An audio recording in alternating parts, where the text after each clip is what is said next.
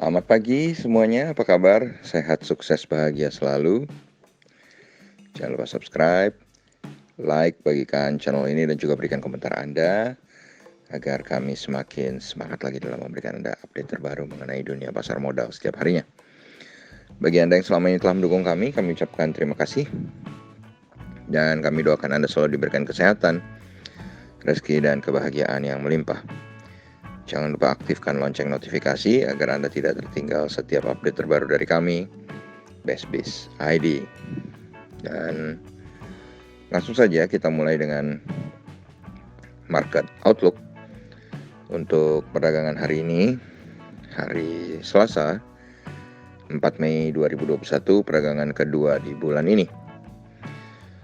Dan pada market review kemarin kami mengatakan bahwa hari ini IHSG adalah 51% akan berada di dalam zona hijau. Dan apakah seperti itu? Mari kita lihat.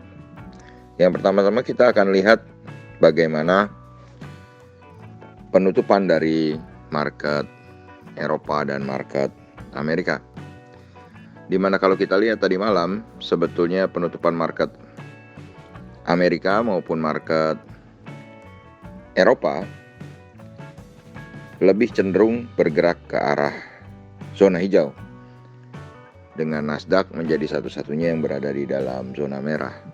Ini terjadi karena para investor maupun trader mencerna data-data ekonomi mengenai economic reopening dan memindahkan saham-saham teknologi ke saham-saham yang memperoleh keuntungan ketika ekonomi dibuka kembali. Jadi seperti rotasi sektor seperti itu ya. Jadi kalau kita lihat Dow Jones sendiri mengalami kenaikan 0,7% atau 238,4 poin ke 34.113. Lalu kalau Nasdaq kita melihat terjadi pelemahan 0,48% atau 67,6 poin ke 13.895. Sedangkan S&P 500 mengalami penguatan 0,27% atau 11,5 poin ke 4.192. Lalu kalau kita beralih ke market Eropa, maka kalau kita lihat market Eropa, FTSE 100 Index London kemarin tidak mengalami perubahan, tetapi 6.970 karena memang market Inggris ini holiday atau libur. Kemudian GDXI atau Xetra DAX Frankfurt dan CAC Prancis mengalami kenaikan yang hampir mirip, di mana DAX Frankfurt mengalami kenaikan 100,6 poin atau 0,66% ke 15.237. Sedangkan CAC Prancis juga mengalami kenaikan 0,61% atau 38,4 poin ke 6.308.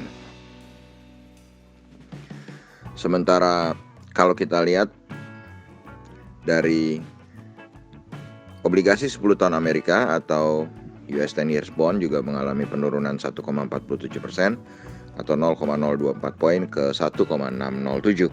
Dan tentu ini menjadi sesuatu yang baik bagi emerging market atau pasar modal dunia berkembang. Dan demikian juga dengan menurunnya dolar indeks. Dengan melemahnya dolar indeks kembali ke level 90-an, 90,945, mengalami pelemahan 0,335 poin atau 0,37%, juga menjadi sentimen positif bagi selain pasar saham, juga untuk pasar komoditi atau bursa komoditi. Dan kalau kita lihat dari TLKM NYSE atau saham PT Telkom atau saham Telekomunikasi Indonesia yang juga diperdagangkan di New York Stock Exchange atau di Amerika, kita melihat TLKM NYSE ternyata mengalami penguatan tipis 0,09 poin atau 0,41% ke 22,15, yang kalau kita kurskan ke rupiah itu jadinya sekitar 3.204 rupiah. Jadi harga Telkom di Amerika adalah Rp3.204, itu yang perlu kita perhatikan, bukan naik turunnya. Kemudian ada EIDO atau ETF Indonesia yang diperdagangkan di Amerika, jadi kumpulan 31 saham Indonesia yang diperdagangkan di market Amerika. Apa itu ETF? Apa itu ETF itu adalah sejenis reksadana kumpulan saham. Anda bisa googling apa itu ETF, apa itu EIDO, dan juga saham-sahamnya. Ternyata EIDO hari ini mengalami penurunan tipis 0,11 poin atau 0,51% ke 21,53. Dan turunnya EIDO ini jelas akan menjadi sesuatu yang menghambat kenaikan IHSG hari ini. Kemudian kalau kita lihat bagaimana bursa komoditi, oil mengalami kenaikan 1,64% atau 1,04 poin ke 64,62. Sementara gold mengalami kenaikan 1,43% atau 25,3 poin ke 1.793 US dollar per troy ounce. Timah tidak mengalami perubahan harga, tetap di 28.352. Nikel juga tidak mengalami perubahan harga, tetap di 17.585. Batubara Newcastle untuk kontrak bulan Mei kembali menguat 1,2 poin atau 1,31% ke 92,80.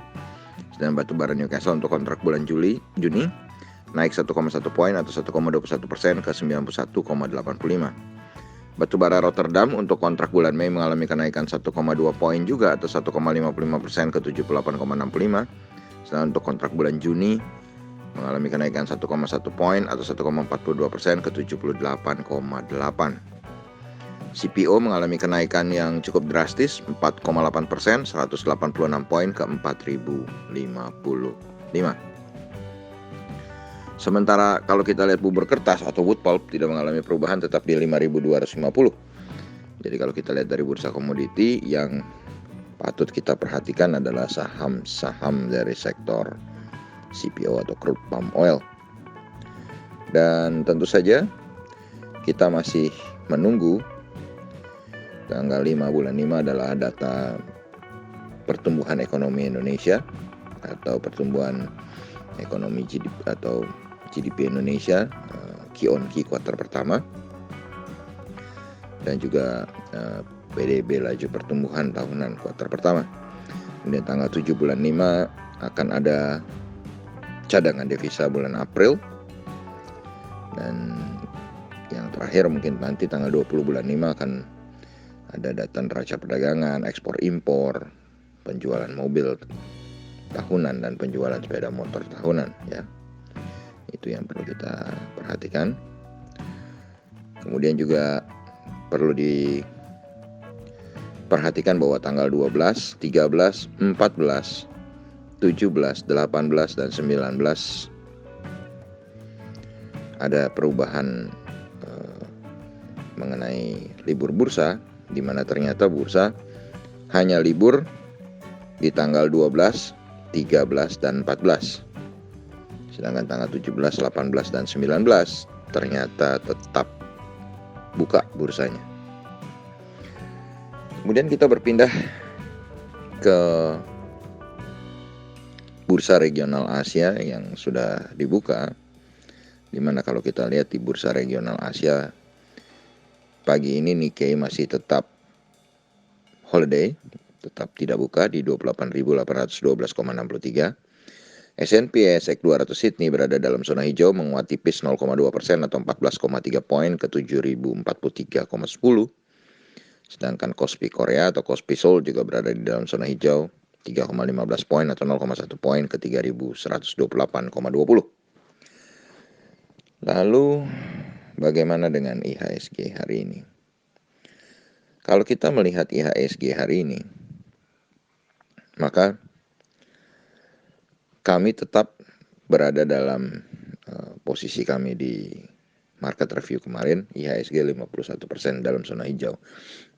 Walaupun sebenarnya IHSG sudah 2 hari berturut-turut berada dalam zona merah, tapi kami tetap masih berpikir juga cukup hati-hati, apalagi kalau kita lihat EIDO masih tertekan. Dan kalau kita lihat selama 3 minggu terakhir, IHSG setiap hari Selasa juga berada di dalam zona merah. Demikianlah apa yang bisa kami sampaikan kali ini. Semoga bermanfaat bagi Anda, bagi kita semua. Stay safe, tetap sehat, dan Jangan lupa untuk selalu berusaha berbahagia. Sampai jumpa.